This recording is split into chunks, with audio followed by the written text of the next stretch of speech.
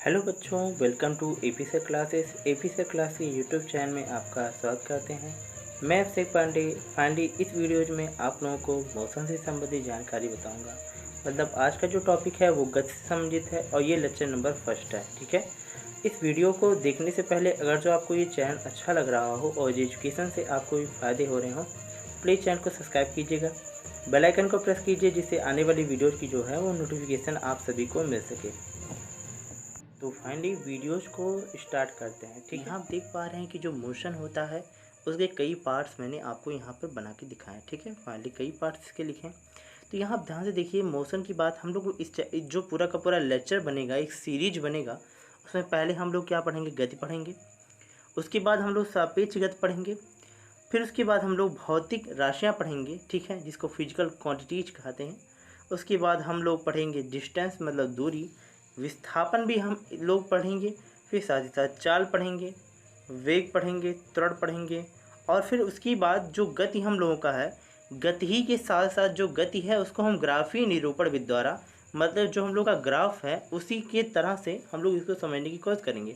साथ ही साथ हम लोग गति के समीकरण इस पूरे के पूरे जो गति नामक चैप्टर है इसमें पढ़ने की कोशिश करेंगे। ठीक है, ये क्लास 9th के लिए जो चैप्टर इम्पॉर्टेंट है ही, लेकिन और सभी के लिए भी ये चैप्टर इम्पॉर्टेंट है। तो वही थोड़ा ध्यान से समझिए। तो पहले हम समझते हैं कि भाई मोशन क्या होता है। ठीक है, तो ध्यान से समझिए। ठीक, तो पहले हम आ गए मोशन पे। तो यहाँ आपको दो बच्चे दिख रहे हैं। ठीक है, दो बच्चे आपको दिख रहे हैं ना, कि यहाँ पर नन्हे मुन्ने बच्चे, ठीक है, कुछ चल रहे हैं, चढ़ाई कर रहे हैं। चलो ठीक है, पढ़ते हैं। वैसे यदि कोई वस्तु समय के साथ अपनी स्थिति परिवर्तन करती है तो तब हम कह सकते हैं कि गति कर रही है। ठीक है, तो यहाँ कहने का मेरे मतलब ये है, जब कोई वस्तु जो है वो समय के साथ परिवर्तन कर रही है तो हम ये कह सकते हैं कि वो क्या कर रही है, गति कर रही है। ठीक है, लेकिन यहाँ जो ये हम लोग का पूरा टॉपिक होता है इसमें थोड़ा सा चेंज है। मैं आपको बताऊँ, थोड़ी डिफिनीसन में थोड़ा सा चेंज है और थोड़ा डिफिनीसन अलग तरीके से लिखा जाए। कैसे, देखिए, यदि कोई वस्तु समय के साथ अपनी स्थिति में परिवर्तन करती है तो फिर क्या, किसी स्थिर बिंदु के सापेक्ष, तब यहाँ पर लिखना है, तब हम कह सकते हैं कि किसी स्थिर बिंदु के सापेक्ष वह वस्तु जो है वो गति कर रही है। तो यहाँ एक शब्द मैंने जोड़ दिया, स्थिर बिंदु के सापेक्ष। ध्यान समझिएगा, जब कोई वस्तु स्थिर है, जैसे बच्चे अभी रुके हुए हैं, जा नहीं रहे हैं, ठीक है, लेकिन धीरे धीरे क्या हो गया, ये बाइक के पास जा रहा है, क्योंकि बाइक पे क्या करेंगे, ये लोग बैठेंगे, यहाँ आकर के ये लोग बैठेंगे, उसके बाद बाइक स्टार्ट करेंगे, कहेंगे बहुत चलो, ये बड़ा बच्चा जाएगा, बाइक को स्टार्ट करेगा, ठीक है, उसके बाद ये लोग आगे बढ़ जाएं। तो यही कहने का मेरे मतलब है कि यदि कोई वस्तु समय के साथ, ठीक है, समय भी है उसमें, टाइम बहुत ही इंपॉर्टेंट रखता है, टाइम का मेन रोल यहाँ पर है। ठीक है, तो टाइम यहाँ ज़रूरी है। तो समय के साथ अपनी स्थिति में परिवर्तन करे तब हम कह सकते हैं कि वो गति कर रहा है, मतलब मोशन कर रहा है। साथ ही साथ एक स्पेसिफिक चीज़ मैंने लिख दिया, किसी स्थिर बिंदु से, मतलब कोई वस्तु होनी भी चाहिए और उसके लिए उसकी क्या होनी चाहिए, एक स्थिर बिंदु होनी चाहिए, मतलब जिस पोजीशन पे अभी वो है ना, उसी पोजीशन से फिर चलना स्टार्ट करे। जैसे मान लीजिए, सपोज दैट यहाँ कोई बच्चा है, ठीक है, और यहाँ कोई बच्चा यहाँ पर ऐसे खड़ा है, तो अभी ये रुका हुआ है ना, तो रुका हुआ है, लेकिन फिर उसके बाद कुछ समय पश्चात ये चलना स्टार्ट करेगा इस पाथ से। ठीक है, इस पाथ से चलना स्टार्ट करेगा। तो ये जब चल करके ना, यहाँ पर झोपड़ी आपको दिख रही है, ठीक है, झोपड़ी पर मान लीजिए आ गया, ठीक, तो अभी झोपड़ी पर पहुँचेगा, यहाँ से यहाँ तक पहुँचा, तो यह कहने का मतलब है ना वो मोशन किया। तो इसके लिए क्या होना चाहिए, समय का रिक्वायर्ड होना चाहिए, समय इसके पास ज़रूरी होता है। समय रहेगा तभी वो इंसान या कोई भी बच्चा या कोई भी वस्तु जो है वो मोशन की स्थिति में आएगी। अब ये रुका हुआ है, यहीं पर बैठा है, यहीं घूम गया, चारों तरफ अपने चक्कर लगा लिए, तो ये मोशन नहीं है। उससे क्या होना चाहिए, एक स्थिर बिंदु के सापेक्ष कुछ वर्क होना चाहिए, कुछ काम होना चाहिए, आगे काम होना चाहिए। ठीक है, तो ये हम लोग का मोशन हो गया। बात समझ में आ गई ना, तो ये हम लोग के लिए मोशन हो गया।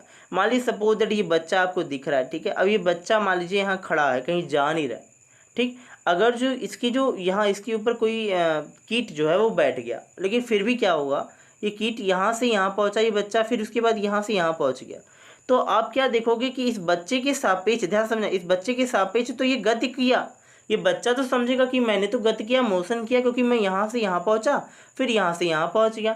लेकिन इस कीट के सापेक्ष अगर जो कीट की बात करें तो कीट तो गति नहीं किया ना, वो तो सोचेगा कि मैंने कोई गति ही नहीं की। क्यों नहीं की, क्योंकि मैं यहाँ से यहाँ गया फिर उसी जगह पर आ गया, तो यहाँ वो कहीं मोशन नहीं किया, ठीक है। तो वही इसलिए मैंने एक स्पेसिफिक पॉइंट लगाया, मेरे यहाँ इस पॉइंट को इस तरह से बाद में लिखा क्योंकि यहाँ पर इसका बहुत ही अहम रोल है, इसीलिए यहाँ मैंने इस पार्ट को लिखा, ठीक है। ये पार्ट आपको ये बता रहा कि कोई स्थिर बिंदु होनी चाहिए, उसी के सापेक्ष जो है वही वस्तु तभी क्या होगी, मोशन करेगी। ये बातें हो चुकी, ठीक है।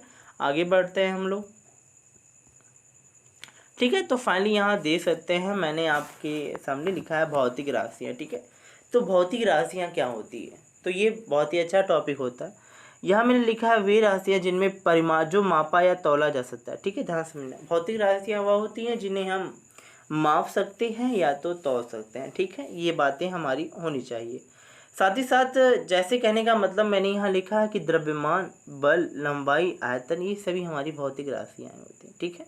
अब बात आती है कि हम लोग का जो मैंने यहाँ पर पार्ट लिखा हुआ है, जैसे विचार, भावनाएं और अनुभव, ये भौतिक राशियाँ नहीं है। जैसे मान लीजिए हमें किसी चीज़ का विचार आया, हम कोई चीज़ सोचने लगे, तो क्या उसे हम मेजर कर सकते हैं, तौल सकते हैं? नहीं ना। विचार को कैसे तौलोगे आप बताओ, विचार को हम तौल नहीं सकते। लेकिन अगर जो मैं बोलूँ कोई भावना है हमारे अंदर, जैसे मान लो हमने सोचा यार तुम बड़े अच्छे हो, मैं तुम्हें बता नहीं सकता कितने अच्छे हो, तो क्या तौल के बताऊंगा कि यार कितना मानता हूँ तुम्हें, कितना नहीं मानता हूँ? ऐसा तो होगा नहीं ना। मतलब हम जो हमारे अंदर की भावनाएं हैं ना, फीलिंग्स है, उसे हम लोग सिर्फ व्यक्त कर सकते हैं, उसे तौल नहीं सकते। तो यहाँ ध्यान से समझना, वो भौतिक राशियाँ नहीं है।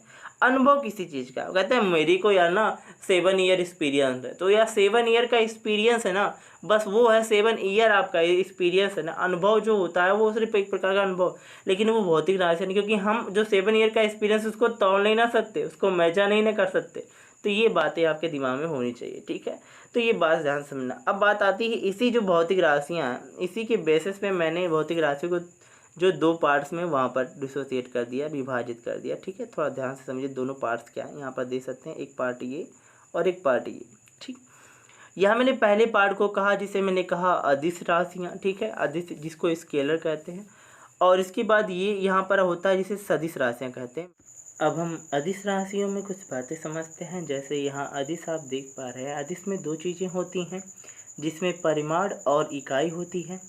जैसे कि मैं आपको समझाऊं तो अगर जो मैंने कहा कि मुझे 2 किलो आम दे दो, ठीक है, तो मैंने 2 किलो आम बोला है, मतलब 2 हम लोगों का जो हुआ वो परिमाण हुआ, और जो किलो आपको मिल रहा है वो एक इकाई मिल रही है, मतलब यूनिट मिल रही है, ठीक है।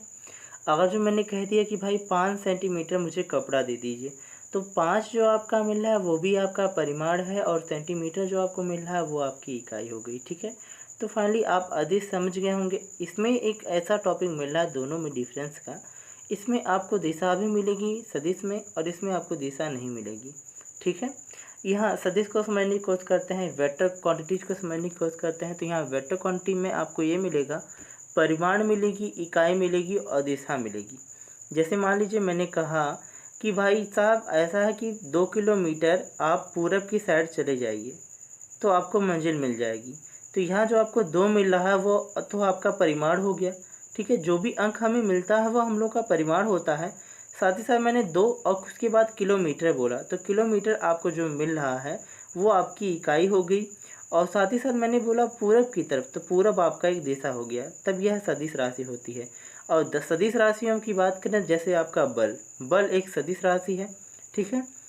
तो बल एक सदिश राशि है, जैसे कहने का मतलब मैंने कहा क्या कि भाई जो थोड़ा बल कहने का मतलब बल का एक डायरेक्शन होता है। मान लीजिए हम दबा रहे हैं तो दबाएंगे पूरब की दिशा में। मान लीजिए हमारे शरीर से 5 न्यूटन का बल लगाया गया, तो 5 न्यूटन का बल जो लगाया गया है ना, तो ये मैंने बोला 5 न्यूटन का बल पूरब की दिशा में लगाया गया, तो ये सदिश राशि होती है, ठीक है। और अगर जो मैंने कहा कि भाई मुझे 2 किलो आलू दे दो, तो भाई द्रव्यमान जो हम लोगों का होता है वो हम लोग का अदिश राशि, तो कि 2 किलो मैंने बोल दिया, बस इतना ही है। तो 2 आपका परिमाण हो गया और किलो जो आपका इकाई हो गया। तो फाइनली आप समझ गए होंगे। तो फाइनली अभी तक मैंने जो आप लोगों को पहले चार्ट बताया था, उस चार्ट को थोड़ा याद कीजिए। मैंने कहा था गति पढ़ेंगे, उसके बाद सापेक्ष गति पढ़ेंगे और भौतिक राशियाँ पढ़ेंगे। तो तीनों चीज़ें हमने डिस्कस कर ली हैं। नेक्स्ट वीडियो में हम दूरी विस्थापन तथा चाल वेग को समझने की कोशिश करेंगे, ठीक है।